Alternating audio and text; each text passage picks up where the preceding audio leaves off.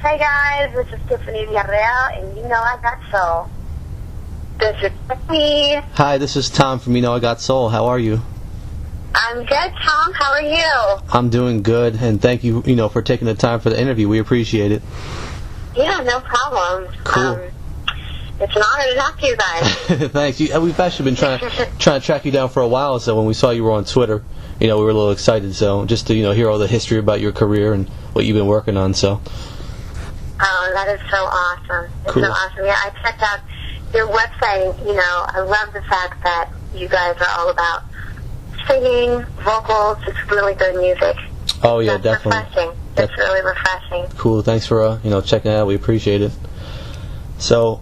Just to get started, I want to kind of start off early in your career. I was reading how, you moved to Las Vegas at an early age, and in terms of your music career, you met with Meelah from 702 and went in the studio and eventually met Missy.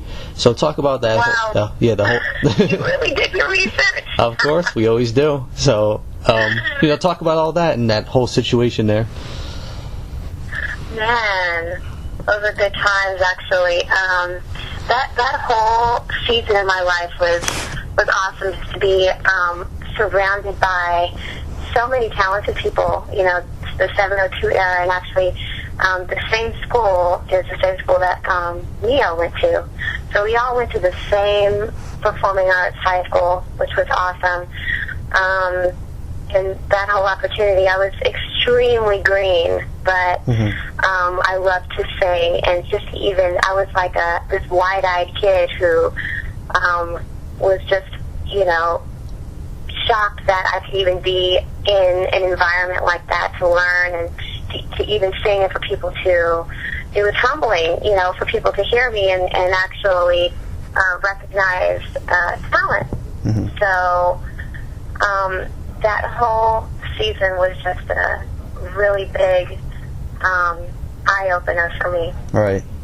And from there, I think it just kind of, even before then, I always had, there was always just this fire within me to just sing, but the fact that, I was surrounded around people and all of these opportunities, it was just kind of surreal to me, because I always was the kid who was in the room, singing with a brush in front of the mirror, just dreaming. And when all of this stuff kind of started to manifest, it was really surreal to me, and I was very green. If anything, when I think back in those times, I was green, but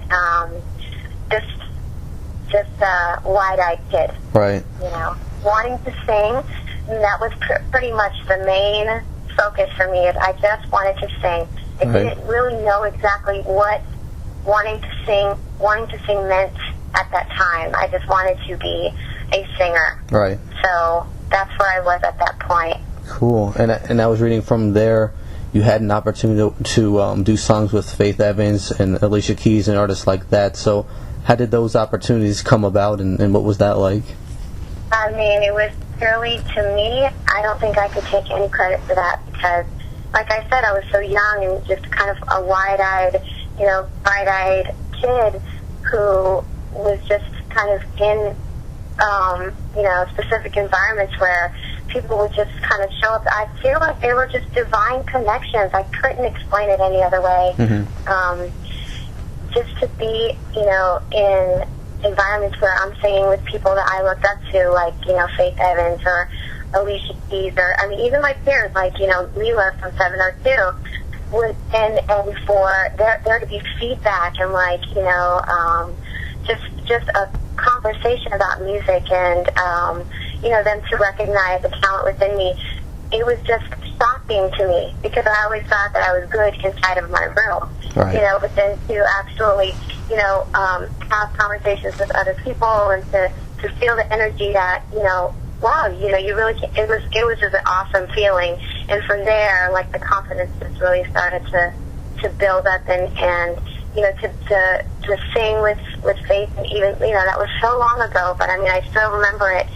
She, gave me great words of wisdom, and all of those things really, every experience that you go through just kind of shapes who you are, I think. But yet still, I was really green, and I think at that point I just wanted to just sing. Right. Yeah. Okay, cool. I wanted to just kind of give my family Right. and myself a better life. And, when you're young and you don't grow up with, a silver spoon in your mouth, what do? You do stuff that you're passionate about, that you're, okay, well, I know I can do this, so I'm going to use this, and maybe this will help me, to better my family and better my life. And that's basically where I was. I wanted to sing because I knew that's what I knew I could do. Right. And then, like I said, with that, I really didn't know what that meant. And along the journey, I realized, what that meant and why I wanted to sing. Mm-hmm. But when you're thinking and you're asking me about those questions, it just reminds me that I had no clue when it came to, singing. I knew that I wanted to sing, but I just didn't know as far as, there was so many different layers. Right. So I just didn't know what I wanted to, how do I explain this? I knew that I wanted to sing, but I just didn't know the extent of, or what I wanted to, as far as an artist. Right. You know what I mean? Right. Yeah. Well, you were eventually able to take that singing career to the next level. You got signed with RCA. You were working on your debut. I was reading that, unfortunately, the label folded before you got a chance to put out the debut with that label. So talk about that whole situation there and how it went down. I was so green again. Yeah. Oh, man, I think, I got signed really young, and it was kind of like a divine connection again, because how many people come out to Los Angeles to pursue a career in music and, live out here for years and years and, don't get in front of a person who can put you in a position to have that dream come true. Mm-hmm. So I feel like I was very blessed and very lucky to be in a situation like that. However, it was very short-lived because, I was young and green, like I said, but I really didn't know what I was getting myself into. And I guess if you learn from it and you grow from it, of course I definitely have. It was a great experience because I think with that particular deal, Missy Elliott was an executive producer on the project, and she's an amazing producer. She's just an amazing person. Working with her, to me, was, when I was in high school, I used to, I Can't Stop the Rain, and all kinds of songs that she did. Missy was, you remember Missy? Yeah. So for, back in the day, it was like Nicole Ray and Make It Hot and all kinds of, I was just like, this is amazing. Right. Because I love that kind of music. And for me to be like this Spanish chick that she's working with, this can't be true. Right. And so my first real taste of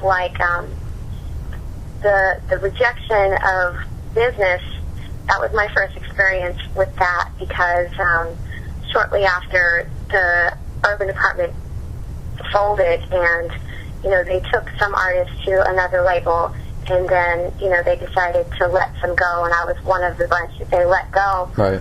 And to me, I guess being that kid who lived in a room, who was singing with the brush, I didn't think that stuff happened, Mm-hmm. But when you experience it in real life, it's like, okay, wait a minute, it's not the stuff, you can sit and watch things on TV and kind of think it's a certain way, but once you're actually in it, you see that there's another side to it, and that's when the growth really started to immerse right there. Right. Just realizing that, it is a business, and,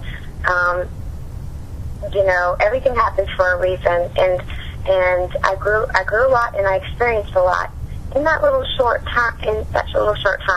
Mm-hmm. And So, even though you went through that tough situation there with the label folding and everything, you were able to get another deal, and you did get to record and release an album, your self-titled debut album, which eventually came out in 2004, I believe. Mm-hmm. So what do you remember about, creating that album? man,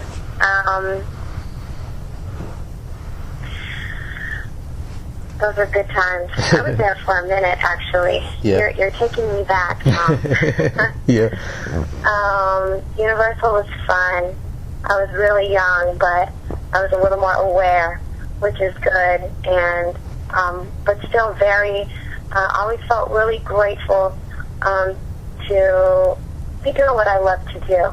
And I think at the time, and I'm just being honest, at the time, like I said, I loved to sing, and I loved music so much. I loved it since I was really young, but I never really took the time to really figure out musically what I wanted to do. I've always had a huge affinity for vocals, of course, R&B, of course, just really good music. And I think at the time it started to awaken within me what it is that I wanted to do. But it was a battle. What I was realizing was it was a battle between me and a company that kind of wanted to formulate me into what was hot and what was popular. And I was, trying to understand and wrap my head around wanting to do what they wanted me to do. But, as time went on, I realized that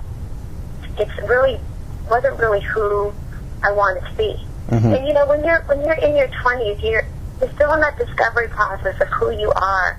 And I think I was kind of going through that.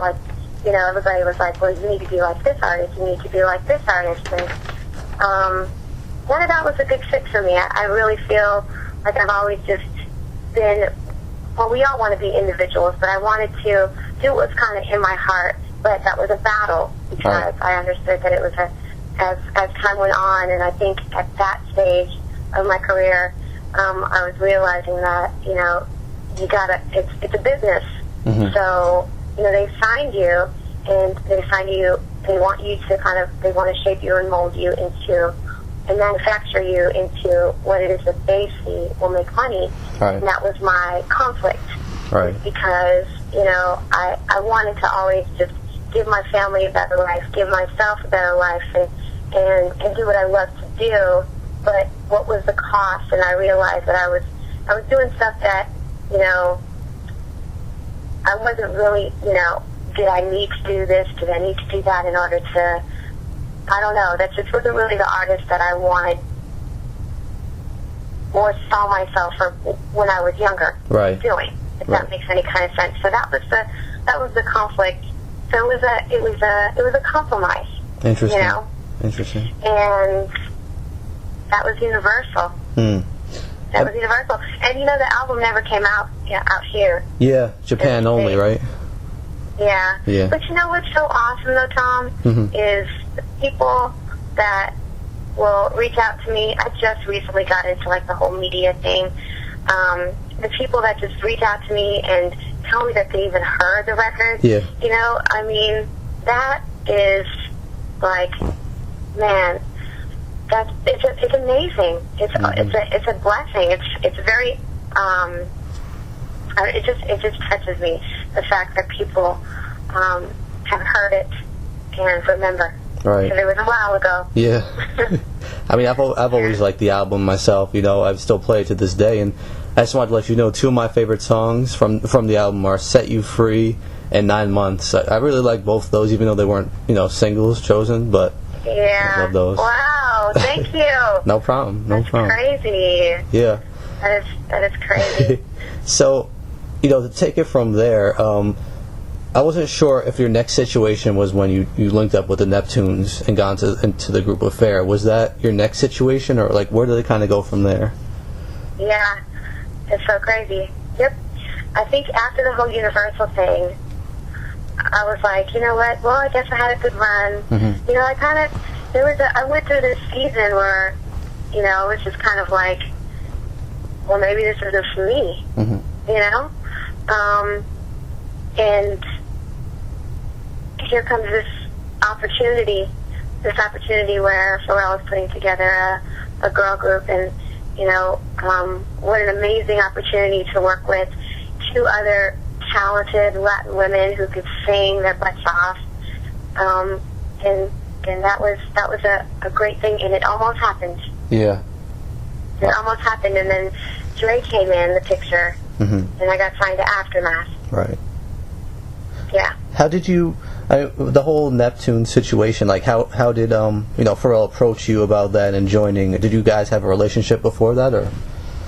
No. I've always been a fan of his work. But I was working with a producer out here in LA, and he knew that I could sing, and he was affiliated with Star Trek, and I guess he kind of knew what Pharrell was trying to put together, and he had the group was already in motion, and there was one girl who decided to leave the band, so they were looking for a third member replacement, and I became the replacement. Right. And well, you know, I had to go in there and meet him and sing and all that kind of stuff. I thought it was a good fit, and I met with the other girls, and you know, I mean, it was just we went from there and we started recording, and you know, it was. But they had already had the group already set in motion. Right. The group was already had already formulated a year before I even came in. Oh, okay. Okay. And they were looking for someone to replace the third girl. So right. That's where I came in, and we did a few songs, and it was always awesome to hear what we were doing. I'm like, this is dope. Like, I was excited to be a part of it. Right. And they're so talented. They're so talented, Vanessa and Tasha. Yeah. So talented. Definitely. Yeah. So from there, like you mentioned, the Aftermath situation came up with Dr. Dre. How did that all come together there? That was a complete divine connection. I was on my way working with the group, and it was the beginning stages. You know, just the very beginning stages. Like, you know, we recorded like maybe 2 songs, still very green, but it was a very slow process as far as like making everything, as far as me getting into the group official. So during that process, I was writing with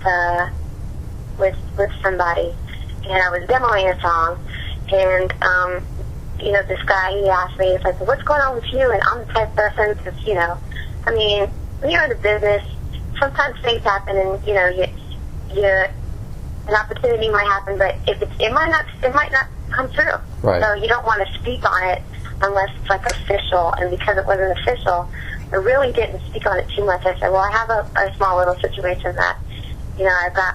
And so he kept asking, like, you know, what are you doing with yourself, so? And I'm like, you know, and at the time, like, my mindset was like, maybe I'll just write for people. I love doing this. Like, I just love it. I love singing. I love being in the studio. I like being on stage. So I wasn't really, at that time, or ever, I wasn't looking for it to be this famous person who was on the cover of magazines. It was just purely because I have a love for music, and it brings me joy to sing. So he asked me, what are you doing? And he's like, well, I'm going to have a meeting with somebody. And I didn't know that somebody was Dr. Dre. They ended up having a meeting, and he played him like the demo that I did for another female artist. So it wasn't even my stuff, to be honest with you. It was just, you know, a small little snippet of my vocals. And he wanted to set up a meeting, so I went to go meet him. Well, I was kind of on the fence about it. First of all, Dr. Dre is amazing. Yeah. He's an amazing producer, and it has always been a dream of mine to work with him. Always. So I talked to a couple people, like, take the meeting, you know, because the Pharrell situation was moving just a little, it was kind of slow. And so, took the meeting and sang some live, and that was it. He called Pharrell and said, I'm finding Tiffany at the Aftermath, and I worked with him every day while I was signed there. Wow. And I got to say that, you know, Dre is an amazing producer and taught me so much, and for the opportunity, so grateful. Wow. So grateful. Very cool. Yeah. I wanted to ask you if you ever had a chance to work with another artist while you were with Dre, and that's Static Major, because I've been a big fan of his for years. You know, unfortunately he passed away. Did you ever have a chance to be with him in the studio as well? Actually, he was writing for me. Wow.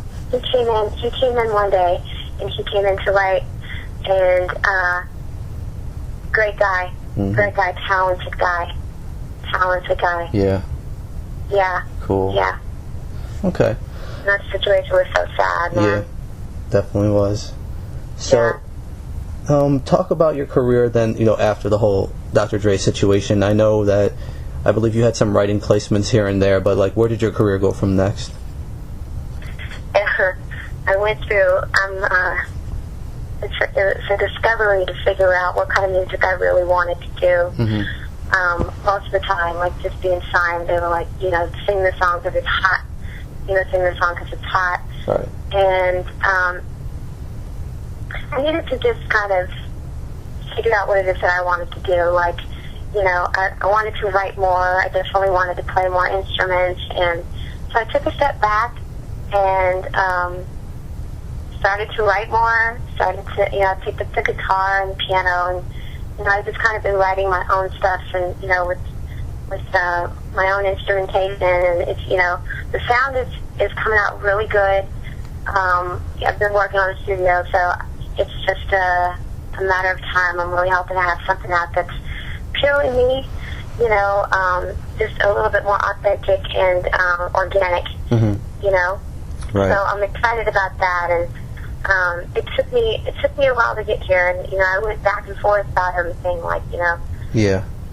because I think just the industry sometimes it is a very tough business. Right.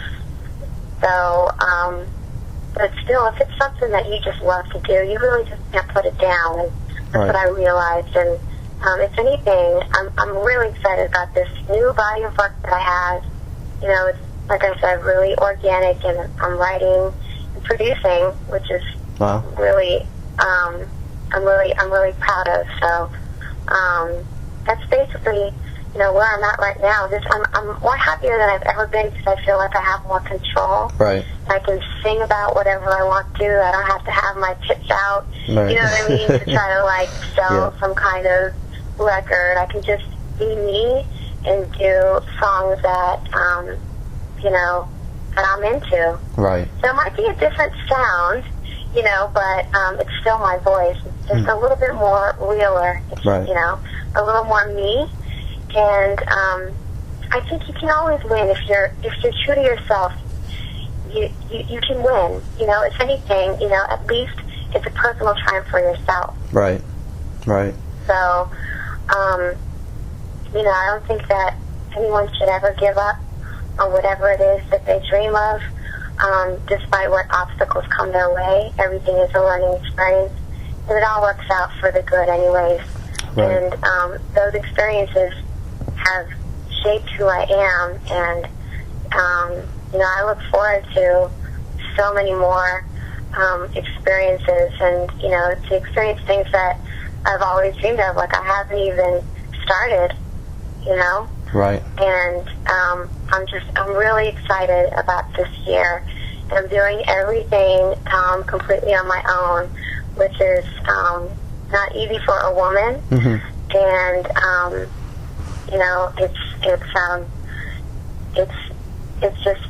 it's exciting because, like I said, there's more control over here. I'm in control of the sound and the tracks and the image and everything. So for people to even be interested and to reach out and say, I can't wait for you to come out with something, it's just so inspiring and motivating. It just keeps me going and reminds me of why, I love to do this, because there's nothing greater than to use gifts that you have and share it with people who have that same affinity for, the art that you do. Right. And there's nothing to get a feedback that's positive and supportive. And, that's what I'm all about, is just really genuinely doing good music. I'm not looking to be on the cover of magazines. I'm not looking to I'm not in it for the fame. I'm really in it I'm not in it for, selling, or, the biggest pop song in the world. I'd rather go for critically acclaimed. I'd rather go for, my peers that I look up to say that was a good record, Right. I'd rather do a short circuit, like a small little touring venues and have true people who support me, as opposed to thousands of people. I mean, if it happens, it happens. But at the same time, like, I'm doing it for me, and it's a good feeling. It's a really good feeling to kind of be at a place where you know who you are as an artist. Because I didn't know back then. I just wanted to just give my family a better life, like I said, for myself. I wanted to sing, and I wanted to give my family a better life. Right. But I didn't know as an artist who I wanted to be, and because of all of those experiences helped shape me into who I am and what I've now realized, what it is that brings me happiness when I pick up the guitar and you know, get a record done. Wow. So it's a beautiful thing. Sounds like you're in a perfect situation musically right now. That's great to hear. It's a really good place to be, Tom. Yeah. And I mean, it wasn't an easy road to get to, but you can get to it as long as you're persistent. And you know, those, like I said, sometimes just reading something that somebody says online is, man, and I read it, you know, it might not be like, you know, millions of people, but it matters. That one person that says, you know, I heard your stuff and I really like this. I mean, it really touches my heart because it's what I love to do. Right.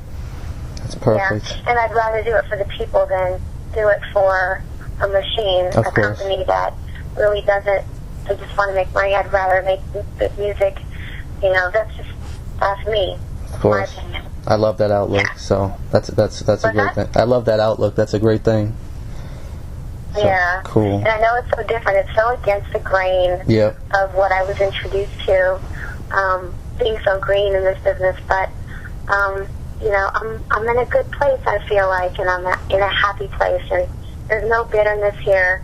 You know, I mean, I'm so grateful for all the people that I met in the past, but I look forward towards the future and this year and just doing something fresh and brand new and, you know, hopefully, you know,